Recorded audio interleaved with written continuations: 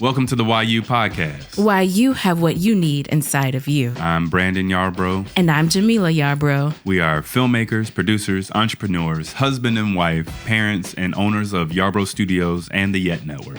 Together, we have shepherded countless projects to completion and are committed to helping others bring their visions to life. Along this journey, we have had many ups and downs, but one of the greatest lessons we've learned is what we needed was inside of us all along. Join us as we uncover why you have what you need inside of you.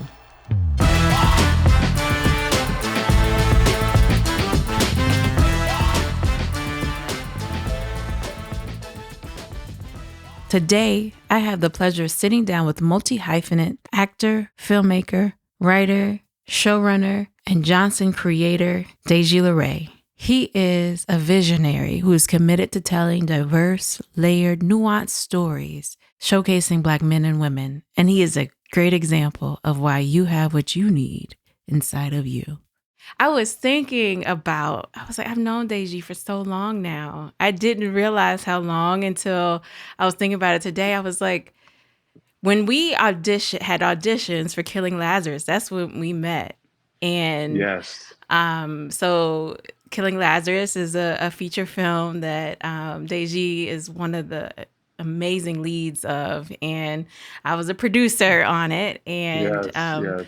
We were having trouble finding the lead. It was myself and the director, who's another amazing creative, Desmond Faison. Mm-hmm. And we were having trouble finding the lead, and then you came in. You walked in the room, and so and just it was incredible, you know. And so I'm just so interested. That was 2014. 2014, almost 10 years ago. Almost 10 years ago. So I'm so interested to hear from you about your journey to that point and to now. I know that's a long span of time, but what got you to that room, and then also what got you to the point where you're now greenlighting and creating your own work? That's a great question, and I think what's the name of this podcast? Why you? So why you have what you need inside of you? Why you? Man, I think the answer to that question is I said yes to a lot of things. Mm-hmm. I said yes to a lot of things, and I nurtured a lot of relationships. I recognized the value of relationships, and I worked super, super, super hard. You know, it's always really weird doing interviews and things where I have to discuss myself in my journey because you know, it always feels like you're gloating a little bit. And you know, it's not the case. It's just a lot of hard work. You know, Mm-hmm. I wrote, you know, I have a show, Johnson, that, you know, we just finished our third season, and I wrote the original pilot in 2014, right around the time that we met.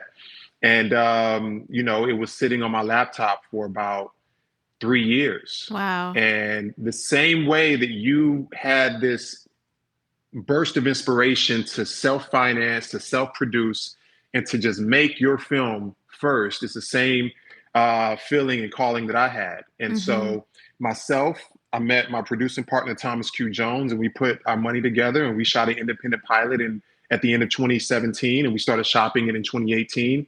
And that was a whole other journey in itself. That was a whole long road of shopping something that's already done. You think that when things are shot, things get easier, and they don't get easier. You know, it's still convincing people that there is value in your art. And so from 2018 to 2020, we shopped it everywhere, and you know, finally got a deal in 2020. It's different chapters, you know, when you're creating. You know, you think that you're at a point where, oh my God, this is almost done, or this is almost to the point to where I love it, and you just get a wake-up call that you're actually just starting this journey. The journey ultimately, you know, can possibly never be ending, you know, to a certain degree. And so yeah, you know, writing the script in 2014, shooting the independent pilot in 2017, getting a deal in 2020, you do the math, that's 6 years. Yes. It's a long road for anybody. I think a lot of people would have been discouraged. There were a lot of discouraging Mm-hmm. moments during that time frame. That the easier thing would have been to walk away, Mm-hmm. and focus on something else or do something else. But one thing that I just feel inside of me is that I just can't quit. I just can't quit. So. Yeah. I guess, and that was one of my questions for you in those moments of self doubt, Mhm. or just when you're facing so much, either be it rejection or Mhm. the no's or even the stagnancy. How did you overcome Yeah. those moments? For how did you overcome those moments to pushing through to now your show is on television? Well, I think self-doubt occurs oftentimes when you compare yourself Mm-hmm. to other people,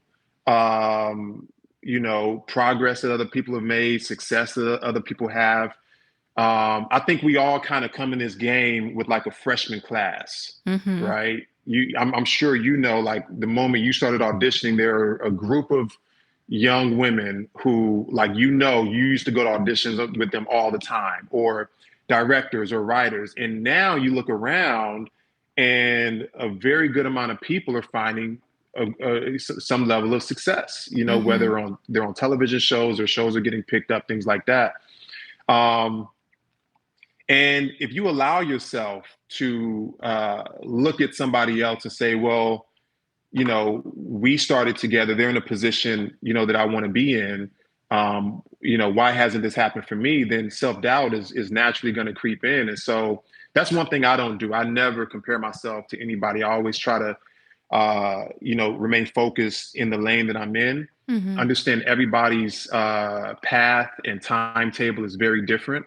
When I first moved to LA, I read like these filmmaking books, and I used to have conversations with agents and managers, and they would say, it, it takes 20 years to be an overnight success. And I'm like, 20, first of all, I'm not going to be auditioning for 20 years. It's just not Right. going to be I was happening. the And I same look up, way. Yeah. and it's 20 years later, Yes. and I feel like I'm just starting to reach the point where I've attained a level of success that is worth it for me to invest all the time that I've invested moving from Atlanta to Los Angeles. At Mm-hmm. 17 years old, with pretty much nobody in Los Angeles to help. It was a huge risk that I Mm-hmm. took. But self-doubt is easy to creep in. So I think the first thing is just never compare yourself. Just understand that everybody has their own timetable. Build out your own lane and just remain focused on the prize. But also, too, understand that life is about chapters. Mm-hmm. Life is about, if you're a writer, life is about acts, right? Or it's about um, you know uh, uh, different chapters in a journey in your life. So, for example, if I'm in a season, right? If I'm in a season, I'm like, man, there's not a lot of traction going on. I'm not, I'm, just feel like I'm very stagnant. I don't really see progress in my mind. I know that this is a season, Mm-hmm. and I know that I just have to weather this season and get to the next season. That doesn't mean I stop what I'm doing. That doesn't mean that I get too relaxed or unfocused or go do something else. I just keep working and keep grinding and Mm-hmm. allow the seasons to change, because the season and the tide will change eventually, but you just got to weather the storm for sure. Absolutely. I think that's so good. That's one of the things that I recognize not only as an artist, as a mother, as so many things. There's so many different seasons, Mm-hmm. and you can feel overwhelmed. You can feel left behind. You can feel some people get even depressed because of not realizing that this season will pass. That's And right. That's and right. and there's always something that can be gained in every season. Absolutely. No matter how hard or how tough, there are lessons that can be learned. There are things that can be revealed. Yeah. And so, I guess that for someone who may be in their season right now of whether they're doubting themselves or they're ready to give up, what would you say to them? Well, I think you know, when I've gone through many seasons where, I've doubted, first of all, why am I doing this? Yes. And then I think about what else I could be doing in life, and then I can't think of anything else that will fulfill me, Yes. to the degree of what I'm doing. And so I made it a point early on to be satisfied with the progress and the level of success that I had in every season in life. Mm-hmm. I don't care if it's a guest star booking. I'm Mm-hmm. very proud of that, and I celebrate that win, right? Yes. I don't care if it's, completing a screenplay. I just wrote another pilot episode for another show, and I just finished it the other day, and I celebrated that. You know Mm-hmm. what I mean? It's not picked up. Nobody's read it whatsoever. But Yes. if you're a storyteller, the point is to tell a story, right? You want to Yes. reach a large audience, but at the end of the day, the story is complete. The story is done. I finished it. So I could pass the script off to you, Jamila. You could read it and the story exists, right? Absolutely.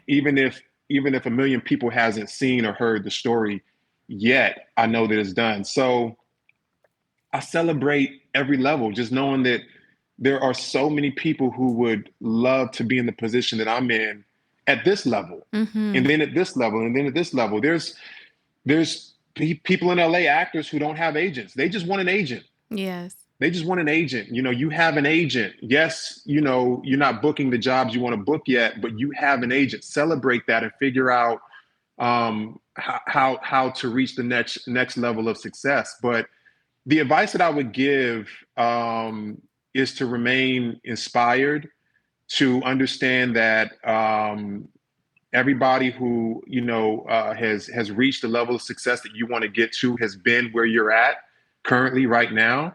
That any sort of depression that you're feeling because of feeling stagnant is completely normal. But I do think that people have to find inspiration in other areas and not allow this business to affect them to the point to where it makes them that emotional. I don't take this business that seriously, to be Yes. honest with you. Yes.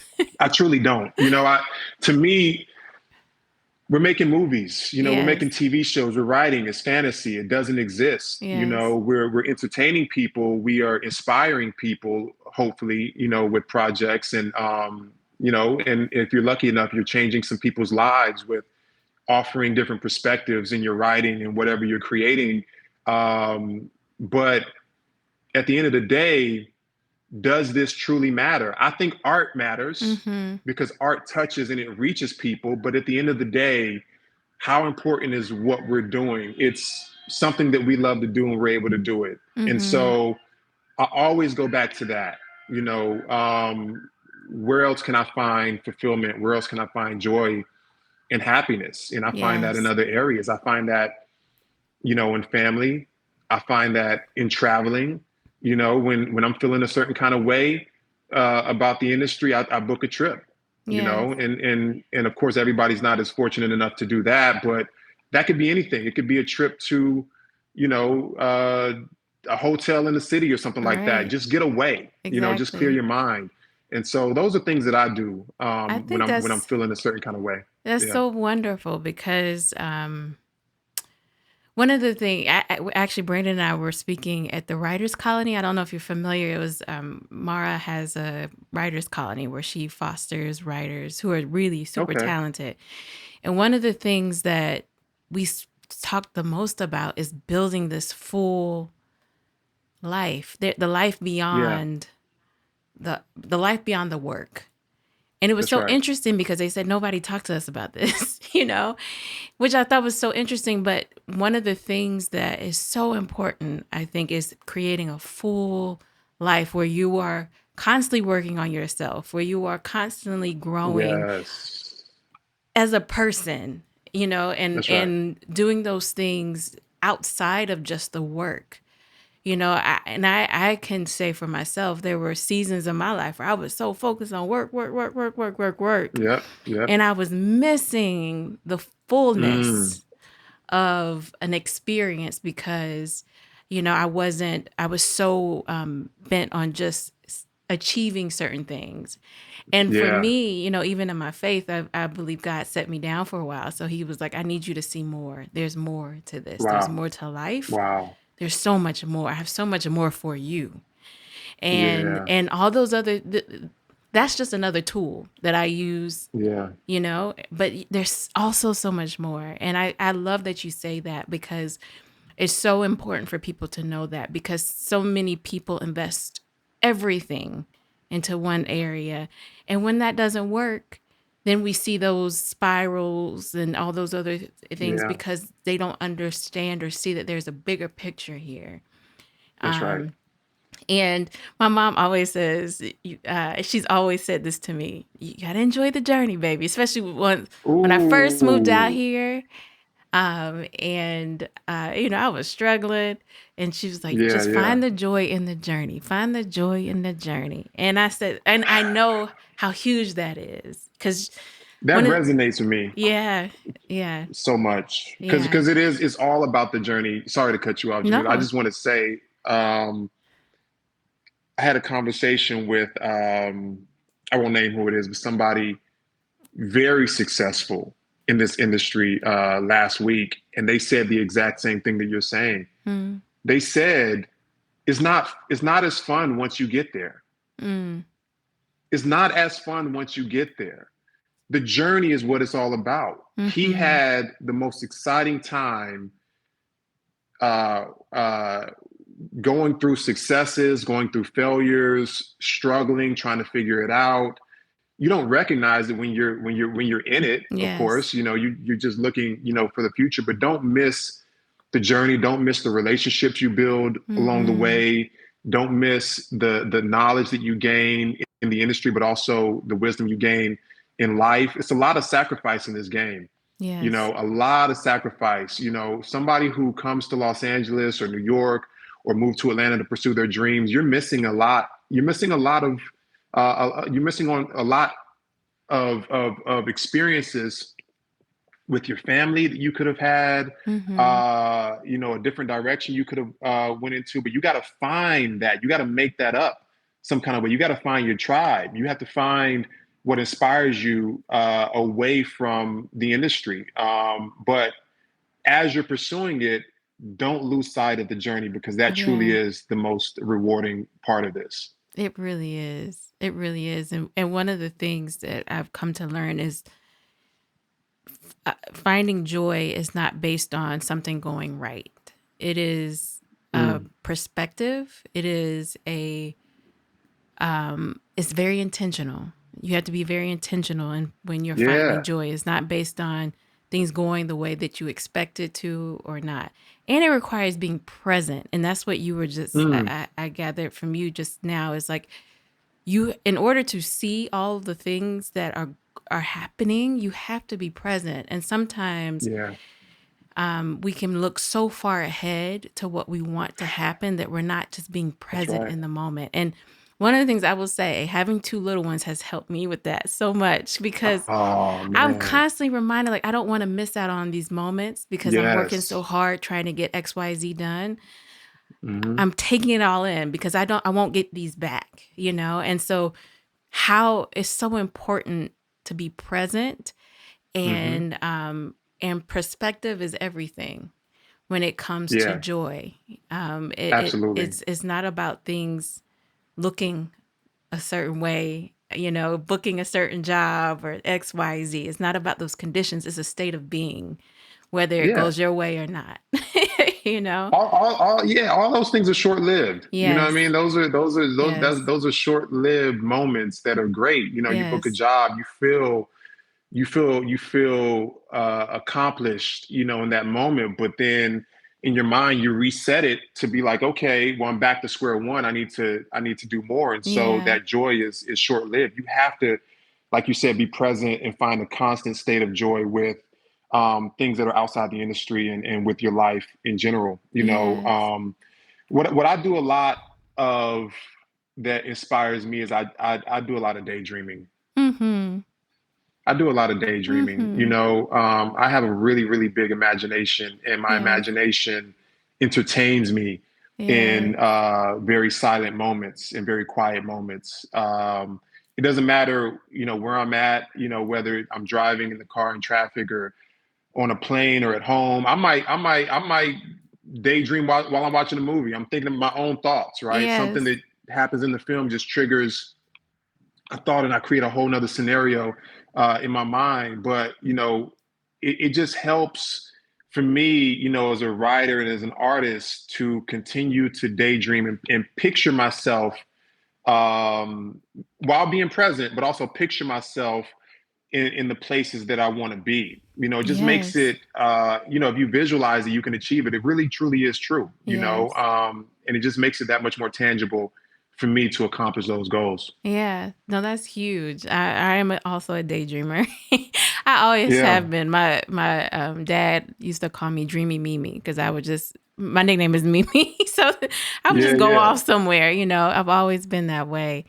Hmm. And I think that that is just huge. As it because I call you a visionary. You are a visionary. And Oh, thank you. most visionaries are dreamers. You have to have that Hmm. ability to see past what's right in front of you, That's true. and see, even if everything looks the opposite of what you're seeing, you can see it very Yes. clearly, In a different way. in a Yep. different way. And I Hmm. love Johnson's. Congratulations on just Thank you so much. excellent work. Like, I'm a Thank you. fan. Brandon and I are both fans of the work. And I do believe that the work that you're doing is very important. I know we don't it's very important because that imagery is so Hmm. vital. Yeah. And for whatever reason, there are people who will never have certain role models or even people in their home to look to, but they'll be able to look to that screen and be able Yeah. to see an image that might not be directly there, or see themselves in a way that they've never seen Yeah. themselves before. And that's hugely important, that our medium is everywhere, and I think even as a woman of faith, there's so many people that will never step into church, but they will see a Hmm. show, and it could be Hmm. the smallest nugget that is not at all, wrapped in any type of religious rhetoric, but something, just an image that could shift Yeah. somebody Yeah. completely. And I think Yeah. you're doing an excellent, phenomenal job. And I love the Thank show. you. I love what you've built. Tell me this, how are you able and were you able to stick to the vision that you had for it? I know because everybody's experience can be very different, going Yeah. from their original vision to actually getting their show on screen, and some Hmm. of the battles and some of all that stuff. But tell me about your Yeah. journey with staying true to your vision. Well, that's a great question. When we started shopping the show, we found some early successes with uh, potential networks and partners, and there were calls to change certain things within the story, the scripts, the characters specifically. Maybe this character should be this, have these qualities or do this or do that, which we felt would fall back into some of the same stereotypes that we've seen, Mm-hmm. or that would limit the character's journey or character arc, in the future. And so, we pushed back against that early on. That wasn't the reason why it didn't pan out for some of these other opportunities. It's just a very tough business, and they might Yes. have other shows they're looking at as well, and it just didn't work out. And we were very fortunate to partner with Scripps and with Bounce for this project, because they understood that we had a very specific story that we wanted to tell. We had a narrative that we wanted to change. We had imagery that we wanted to show, like you said. Mm-hmm. And they were very cautious to not derail that or step in the way of that. Now, of course, when you talk about story, when you talk about plot points and things like that, we'll get notes, and that we accept that. That all makes sense. You want the story to be as engaging and entertaining and enlightening as possible. Mm-hmm. But they gave us the opportunity to tell the story we wanted to tell, Mm-hmm. unfiltered, filtered in a way that it's broadcast. So there's certain limitations we have in terms of how far we can take a certain conversation because of it is broadcast. You have sponsors and things like that, but Sure. outside of that, like we're telling the story that we wanted to tell. We have a lot of creative control, and it's a great collaboration. They listen, we listen, and it's just a great partnership, and we couldn't be happier. Mm-hmm. We touch on a lot of topics that are very um, specific to what we go through in our community. Yes. The amount of messages that we get, the amount of messages that I get, DMs, uh, emails from people talking about how they went through the exact same thing or this show changed their life, is how I measure success. Mm-hmm. We do very well on the network, but at the same time, I understand that our narrative isn't the narrative that mainstream tries to push of Black men and Black women. And Yes. so it's an uphill battle, just winning the masses over, Mm-hmm. but there's a lot of people who watch the show and a lot of people who we touch. And I'm very, very, very happy and satisfied with what we've been able to produce and what's to come for sure. So I'm very, very happy with the show. Mm-hmm. Yes, Yeah. is wonderful. Tell me, now you talked about the time span of getting the show done and made. What was the turning point for it, or or can you pinpoint, or even whether it was something that you learned, or Yeah. certain relationships, or what was the turning point in getting it You done? know, I mean, that question could be answered a few different ways. I Mm-hmm. mean, there could be a number of different turning points that I could attribute to the success of getting the show greenlit. Mm-hmm. Um, One is going to be our partners, Eric C. Rohn, Cedric the Entertainer, Mm-hmm. Burden the Bear Entertainment. When you have a brand such as that, for them to believe in the show, to back the show, to give their stamp of approval, I think obviously helped tremendously. This that's what this business is about. Networks and executives look to people who have already found success to bring them content. Yes. It's reassuring for a lot of executives, and so I think that had a lot to do with it. Mm-hmm. I think the fact that it was 2020 and it was the uprisings with George Floyd, Yes. um, and I think for the first time in a long time, media was interested in hearing what Black men had to say Mm-hmm. in 2020. Mm-hmm. Prior to that, a lot of shows depicted us as pawns, and we didn't really have a voice. Even stories that were about us weren't written by us, Yes. or weren't produced by us. And so I think that had a contribution as well. Is the timing of it, and then as well, you got to find the right partners. At the end of the Mm-hmm. day, you can have the greatest project and the greatest idea, and if these people don't get it, then it's just not going to work over there.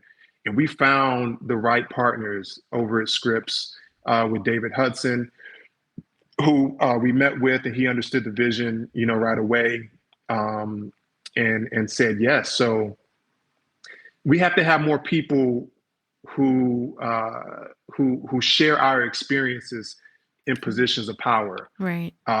positions to greenlight projects. If you have somebody who shares your experience and you write a story that they can relate to, then you're going to have much more of a chance to get that greenlit at whatever network they're at than somebody who doesn't share your experience. And so I think that had a lot to do with it as well. So it was, and I think the writing was good. I Yes. think the script was good. I mean, that goes without saying. I think the work has to be good. I think, Yes. too often, in today's age, there's a wide variety of the type of work that we're consuming, the type of projects that we're consuming. Some things are really good and some things aren't. Mm-hmm. Some things are thrown together. And we can't, we have to continue to elevate, in our storytelling. And I think as long as, you got to start somewhere. If you're a writer and, a producer or director, and you don't have the funds and you're doing stuff independently, then you have to do that. I support that. I push that. But you also have to take it upon yourself to understand that you have to grow as a Yes. storyteller and as a filmmaker. And you got to make sure that your next project is better than your previous project, and it just continues to get better and get better and get better. So, yeah, I read a book when I first moved to LA as well that said your first screenplay is going to be trash. Mm-hmm. And I didn't want to believe that because I wrote a screenplay. It took me 2 years. I Yeah. thought it was the best thing in the world, and I can't even find it. I mean, it's on a floppy disk somewhere. It Yes. was trash, right? But that just gave me the experience to write the next one and the Mm-hmm. next one and the next one. And then finally, I feel like I've arrived to a place to where I could write pretty well, Yes. Yeah. So I have a couple questions. So that actually made me think of is one, was this your first time writing episodically for television? Because you wrote all the episodes, correct? Or did Uh, you? I've written, in season one, I wrote 7 out of 10. Okay. And I wrote all of season two and all of season three. Yes. Yes. How was Mm. that? Because this was your first time, writing for this medium, and then over a course of multiple seasons, tell me about that experience as you grew. I'm sure as Yeah. you went. Yes. Yeah. It's like I could always write in a sense. I think my Yes. strong point in writing is conversation. Mm-hmm. I write how people talk. And Mm-hmm. so that was never an issue for me. I think, I can probably compare myself to like an artist who, a singer or a rapper who's talented but doesn't understand maybe song structure, Mm-hmm. right? Or a bridge, or a hook, or how many bars needs to go on. I mean, you have great delivery, you can rhyme, but structure is very important when it comes to the TV format. And so, yeah, my first drafts of season one, our show is half an hour, and we have to make room for commercials as well. And then you have potentially a cold open, and you have cliffhangers at the end of, every act, and you have a 4-act structure. And all of those things were, I knew what they were, but I didn't have a lot of experience doing that at that Mm-hmm. time. I knew how to write, but the structure was a little foreign to me. So, Mm-hmm. yeah, my initial drafts in season one, I think the scripts were way too long. I think there were a lot of things that I learned in season one that helped for season two. I think season two, in the pre-production process, went a little smoother in terms of writing the scripts, understanding how many page count we need, how many pages we need for act one, act two, all the way to act four. The best place to end act two before the commercial needs to be on this cliffhanger. And then I think season three was the easiest of all. I think it was the most fluid. It was the least challenging. Got through it, pretty, without any major hurdles, and it was because of the experience. So Mm-hmm. I don't think I could have learned that by just reading books and going to a class or anything like that. I think you actually have to. It's baptism by fire. I think you Yes. actually have to just jump in and get the experience. You got to be ready in terms of your talent, but all of that kind of sharpening the edges and just getting to that point to where you're ready to go. The only way I would have learned it is if I would have had this opportunity, Yes. with season one. So Yes. No, that's great. And tell me what it was like wearing all the hats you wore. Because you showrunner, writer, and one of the leads. producer, EP, Yeah. the list goes on. You edited some? Well, I just sit in on the edits. You Okay. know, yeah.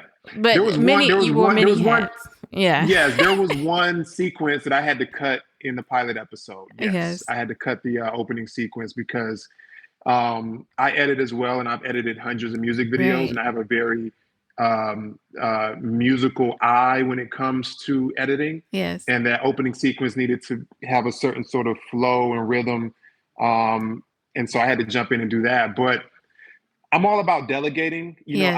I don't wear these hats for the credit. To be Mm-hmm. honest with you, I'm trying to find a way to give credits to other people. For My sure. producing partner Thomas is always like, "No, you did it. You should get the credit." But in actuality, for me, I look at myself as a filmmaker, Mm-hmm. and a filmmaker naturally, I think, is just going to naturally produce. If you're Yes. directing, you're producing, right? Yes. Because if you have any sort of say so in how to bring this to life, the type of locations that you need and being involved in a little bit of the business aspect of that, then you're producing. Yes. I'm an EP. My production company with Thomas, Midnight Train Productions, produces the show in collaboration with Bird and the Bear Entertainment. And so we're involved as EPs. I directed 2 episodes of season 1, and season 2 and season 3, I only directed 1 Mm-hmm. because I didn't want to overexert myself. Mm-hmm. So I think I compartmentalized to answer your question, right? So as far as writing, I get all the writing done ahead of time. Mm-hmm. So all the writing is done, by the time we're, in pre-production. And so when the season starts, I can focus on acting. And as far as producing, that just comes second nature. It's all about having an opinion and understanding the business aspect of the shoot. Knowing how important it is to not go into overtime. So Yes. the budget just doesn't balloon. Understanding how important it is to get this done in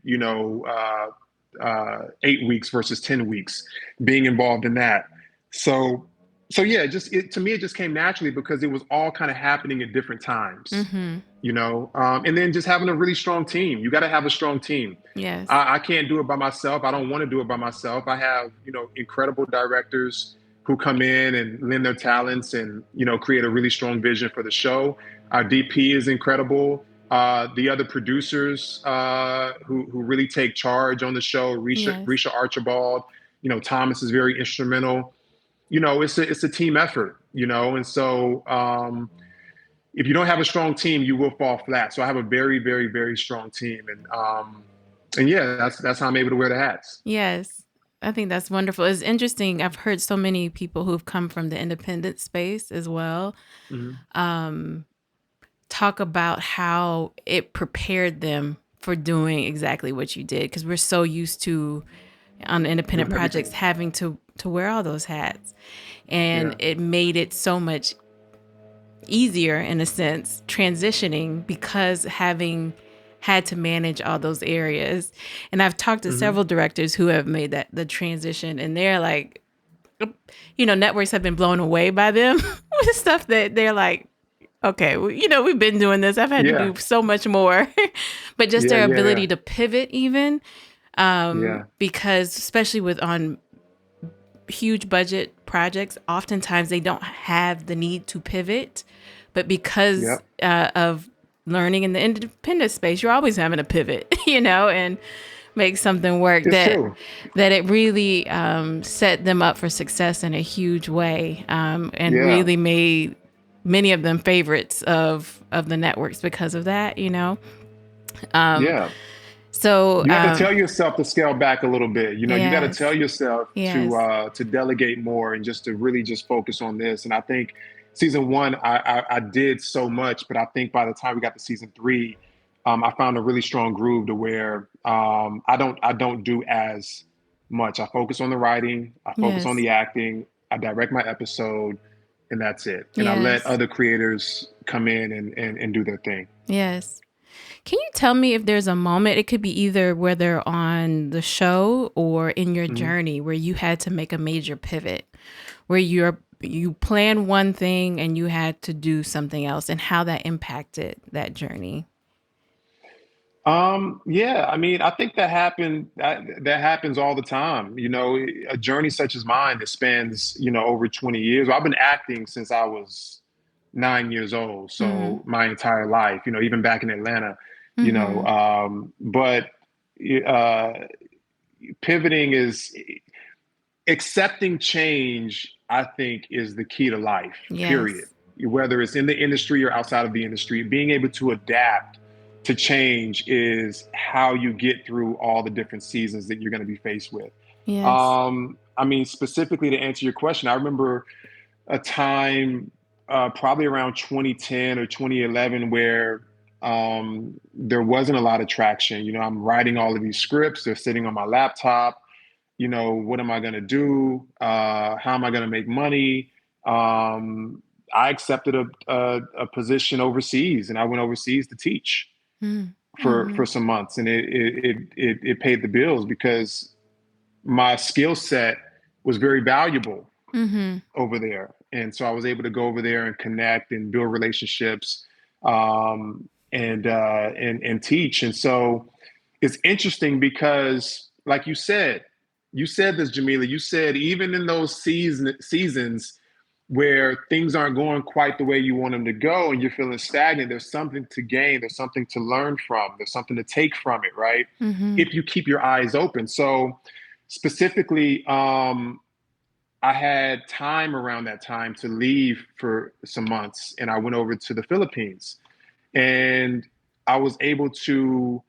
I shot 6 commercials over there, directed 6 commercials, and I was teaching at a film academy. And I went back to the Philippines a few years ago, and I shot a movie. Yes. Yes. Yes, it's Yeah. That's called awesome. Escaping Paradise, and Uh-huh. it's strictly because of my time there. It's strictly Wow. because I made connections with producers and production companies over there. I was Yes. able to travel the entire countryside and the islands, and I was able to see all of these beautiful exotic locations. And while I was there, as we talked about being a daydreamer, I'm like, wait, it would be dope if I shot something over here. It'd be dope if I shot something at Yes. this Kawasan Falls, or swimming with the whale sharks, or at this exotic beach. And so that always stayed in my mind. So a few years after I got back, I just started writing a screenplay called Escaping Paradise, and we were Mm-hmm. able to shoot it a couple of years ago, and it's out now on Tubi. It's a Tubi original. So That's that's amazing. that was a season where things were slow. I was able to take some time off and go do that, but I still allowed myself to be inspired, and I still Yes. was able to gain something from it.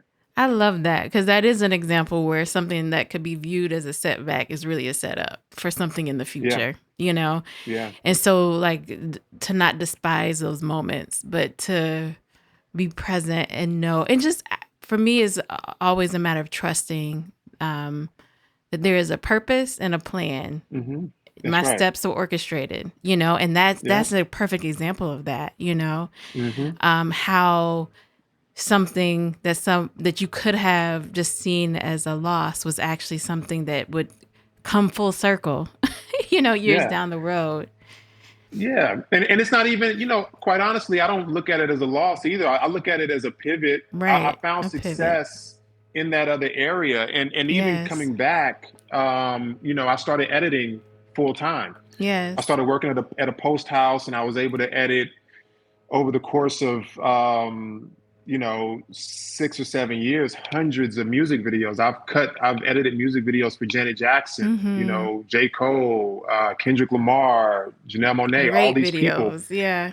Thank you so A much. And I lot and, of and them. what it Mm-hmm. does is it allows you to build relationships, Yes. build relationships with these artists, build relationships with the creatives behind the videos, build Yes. relationships with the DP. Like Mm-hmm. I met the DP who we use on Johnson on one of those music Oh, videos that I wow. was doing during that time, directing Yes. and editing music videos. So you always have to keep your eyes open for opportunities and to build relationships and understand that Just because you work with somebody right now in this capacity doesn't mean that this is what you're going to be known for working with them in. Like, for example, we Right. worked together on Killing Lazarus. Yes. I don't believe that that's the last time we're going to work together, Definitely not. and I don't believe that that is going to be the most successful project that we do. I feel like our Absolutely. working relationship, the best is yet to come in the Yes. future. I truly believe that. I feel Me like too.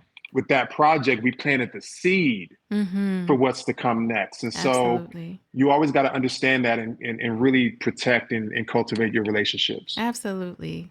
Now tell me, Yeah. so many people are afraid of failure.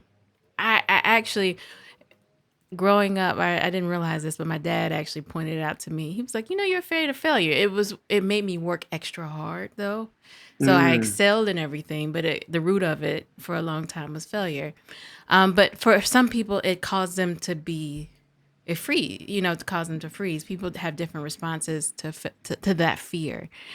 Tell yeah. me, what role has that played for you, and how were you able to overcome that? How do you view it? How do you view failure? Oh, that's Yes. I don't you know, failure. I don't even know what that word means. Mm-hmm. I honestly don't. I know what it means by textbook dictionary standards. I know what failure is supposed to mean, but I don't know what failure feels like in a Yes. sense in terms of experience. I've failed Yes. by the definition of the word plenty of times, I guess you could say. But I don't accept that I failed That's good. at all, not Yes. once in my life, Yes. because everything that I've set out to do, I've either done it or I'm still working towards Mm-hmm. doing it. And so, how how have I failed if I haven't stopped working towards Mm-hmm. that goal, or if I haven't stopped trying? That doesn't really make any sense to me. I'm still going, so I haven't failed. Now, I guess you could say, kind of in smaller goals, a particular project you were going for and you failed to, book the job, or you failed to get this project greenlit. To me, that doesn't bother me. To me, I think it just challenges me to figure out another way. Yes. I love it. I love a challenge. I'm Yes. very challenge oriented. For me, I want things to be a little difficult. Yes. I want it to be a little difficult. I want it to be a little challenging. I want to have to use um, uh, use the best parts of me and my talents to try to overcome something. If it's too easy for me, I feel like I didn't earn it. Mm-hmm. I feel like um, it, I don't feel like it was an accomplishment if it Mm-hmm. comes too easily. And so if I have a screenplay and it doesn't get sold, I move on to the next screenplay and I shop that one. But I come back to it. Yes. Even right now, in this moment, there's a screenplay that I wrote. It's a horror film. Mm-hmm. It's a really, really cool horror film, and I wrote it with my writing partner Steve Danton, Mm-hmm. and we worked on this film in 2004, Mm-hmm. and we stopped. Wow. Probably in like '05, '06, we stopped. Yes. We remain friends. He's a big time director. I've gone on to do what I'm doing.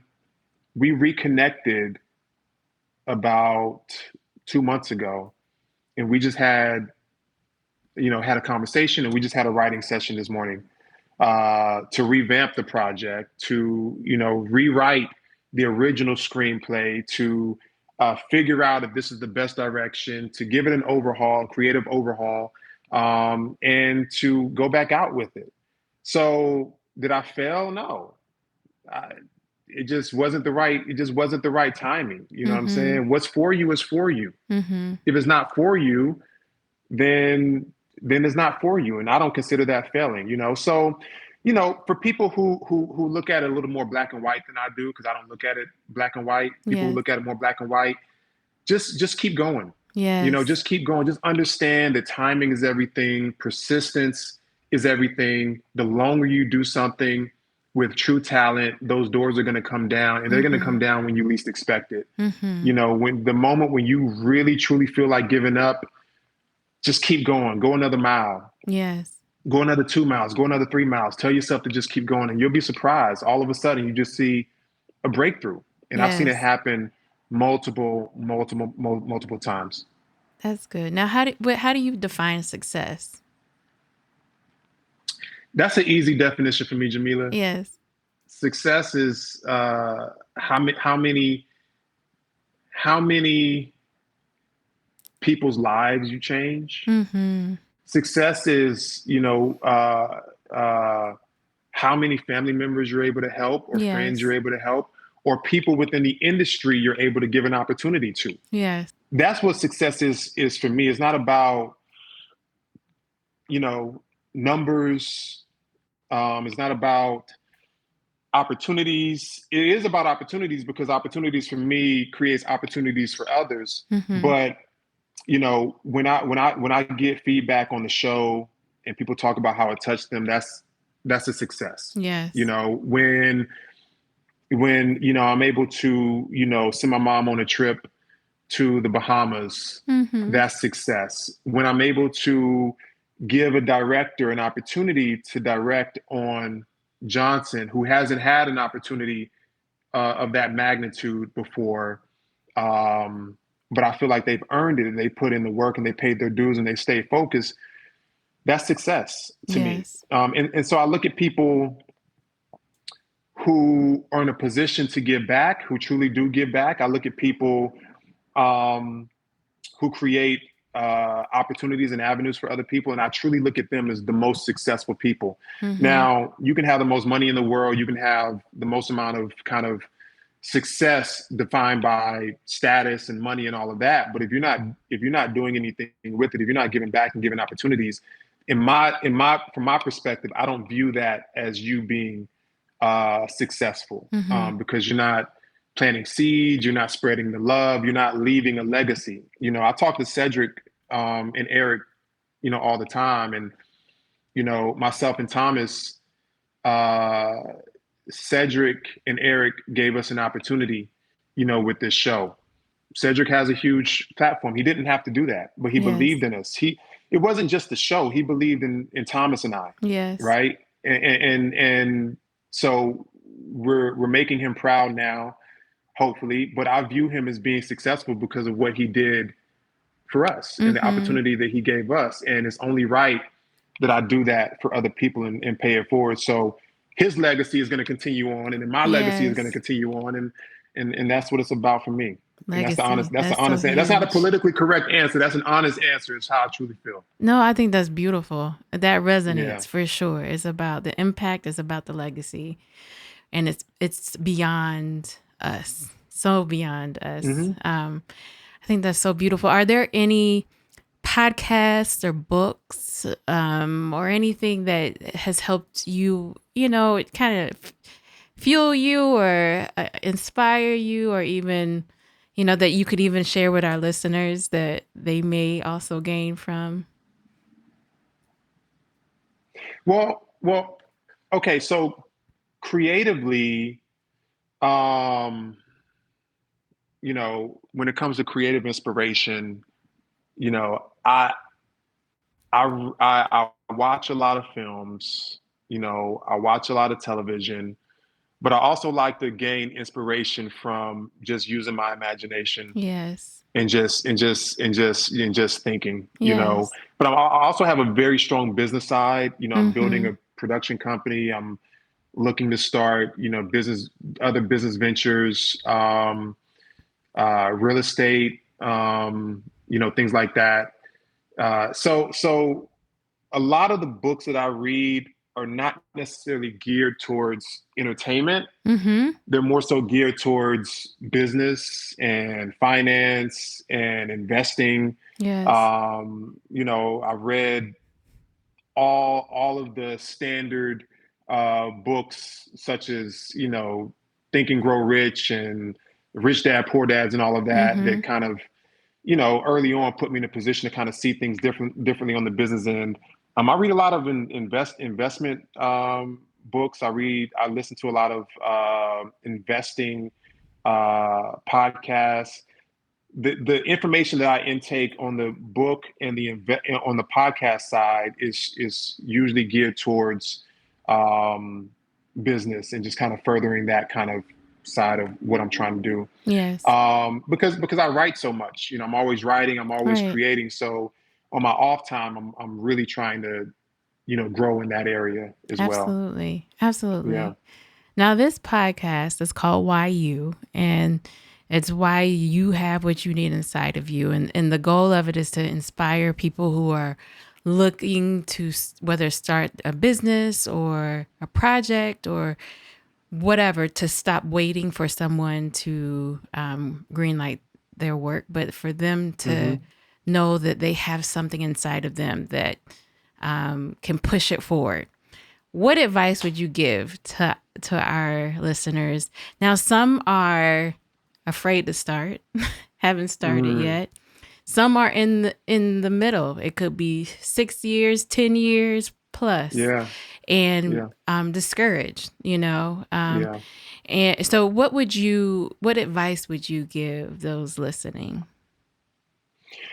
If we're talking about, just business in general and just kind of going forward and accomplishing your dreams, I always look at it. I think you said it a couple times. None of this is about us. None of this is about us. We are so small, in this world. None of what I'm doing, it matters to certain people, but in the grand scheme of things, there's so much craziness going on in the world. There's so many people suffering in the world. I've been fortunate enough to travel all over the world, and I've met so many people and seen so many different cultures and living conditions that why would I hold myself back when in actuality, the world is gonna go on. Nobody cares, Jamila. Nobody cares whether I am discouraged or whether I'm motivated. Nobody cares whether I'm depressed today or inspired tomorrow. Nobody cares. The world is going to go on. Tomorrow's going to come, and people have real issues and real problems that they're dealing with. So I say that because for some people, that's a big deal. It's a big thing. They're discouraged. They're depressed. Depressed in life is one thing. I don't want to minimize that. I'm talking about being more so depressed in kind of accomplishing what you're setting out to accomplish, business-wise, creatively. I feel like when we do that, we make it bigger than what it is. Yes. At the end of the day, whether you accomplish it or not, nobody's going to care. Just accomplish it. Just do it. Do it for yourself. Do it for yourself, because tomorrow's going to come. Next year's going to come. 10 years is going to come. And then, eventually you're not going to have the opportunity to accomplish it.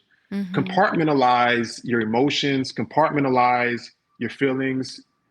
Your feelings matter, but get past it and just do it. That's it. It doesn't matter how you feel while you're doing it. You can be scared. Okay. You could be depressed while you're doing it. Be depressed while you're doing it. Just do it. Just do it. That's what I live by. Sometimes I put myself on autopilot, depending on how I feel. I try not to let, circumstances, kind of throw me off when it comes to creative. Like, even if I'm not inspired, I just sit down and I just write. It really is just a habit. Yes. The sooner you can make it a habit and really take, I would say, the emotion out of it, and just make it a habit, I think the more you will accomplish and get done. I hope that makes sense. It does. And it does. One of the things that I love, though, that you're talking about is just go afraid, go tired, go weary, Go, Yeah. just go, because that, I do believe that's what makes someone unstoppable. That makes what makes Hmm. someone relentless. When that you go, you're gonna go no matter what, and Yep. those seasons will come and go, but you have to keep going, and I do believe that there is so much going on in the world, and I do believe we all have a part that we can play, and that the Hmm. gifts we have are intentional. And so Yeah. don't waste them.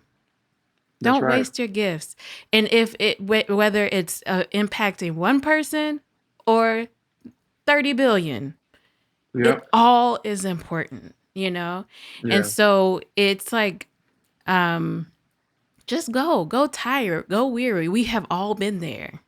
Hmm. Go discouraged. Don't rely on feeling like it to go forward. And I love that you Yeah. said that, because that when you talk about being relentless, when you talk about being unstoppable, that's what is necessary for that. That's right. And I thank you so much for this time, Deji. It has not only been so wonderful to get to catch up with you and just talk with you, but to also gain from your journey has been a blessing. And I know it will also be that for our listeners as well.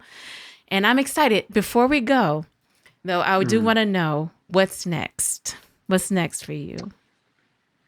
Uh, well, thank you for the opportunity. Jamila, I'm very proud of you. I'm very proud of Brandon. I'm very proud of you two as people, because you both stand on principle. I feel like I'm getting to know both of you even more, Mm-hmm. um, as time goes on. Even though we don't spend a whole lot of time together, every time that we catch up and have a conversation, I learn more. Beautiful family, great business. Just keep going. I'm a huge fan and supporter of both of you. Um, Oh. for me, what's next? I'm just shopping projects. I have Mm-hmm. another television show. I don't think I can say the name yet or the platform, but we were supposed to start filming in July, and the strike hit, and we had to push it back. But we are going to Mm-hmm. start shooting next year, the middle of the year, and it's going to be out later towards the end of next year. So I do have another Mm-hmm. television show that's coming soon, and so I'm very, very excited about that. And hopefully, Johnson gets picked up for season 4, Yes. and that'll be coming soon too, if that's the case. And then just I want to have a project airing. I want to have a project in pre-production, and I want to Mm-hmm. have a project in development, and a project All that I'm writing. stages. Yes. Yes. All stages of production. Just Yes. because something is on TV doesn't mean that I'm going to stop writing and Yes. creating. Because you always got to kind of work for the future, Mm-hmm. right? The work that I did years ago is what's fruitful right Mm-hmm. now, and the work that I'm creating right now is going to be fruitful in the next few years. So you always got to understand that we're like a few years behind in this business. So Yes. even if you start today, for those who are kind of hesitant to start and move forward, uh, even if you start today, it could be a while before you see the fruit of that effort. Yes. And so get going, because the time Yes. is going to pass anyway. So, Yes. but yes, just stay tuned. I do have some other stuff coming up, and I just appreciate everybody's support. And I just want to create meaningful content that people can be inspired by, and um, that's timeless. That people can look Yes. back on 10, 20 years from now and be proud of. So Yes. That's incredible. yeah, Well, Deja, you are leaving an incredible legacy. Brandon and I both love you and Shar. Give her our love as well. I will. And just so excited to see all that you're doing, because it's creating such a great impact and it's so meaningful. And we're fans of yours. We're here to support you in any way we can. Thank you. And just thank you. Thank you for your time today. All right. Yeah. Yes. Yes. Well, we will see you soon, hopefully, and I appreciate it. Thank you so much. Have a wonderful, wonderful day, And I know you have some little children. Cheering. Oh yeah, I got some babies. The cameras go off, and then mommy duty starts. Right. So yeah. Yes, it doesn't stop. So yes, but thank you so much, and we'll definitely talk soon. I'm excited. I'm just excited for you and everything you're doing. Yes.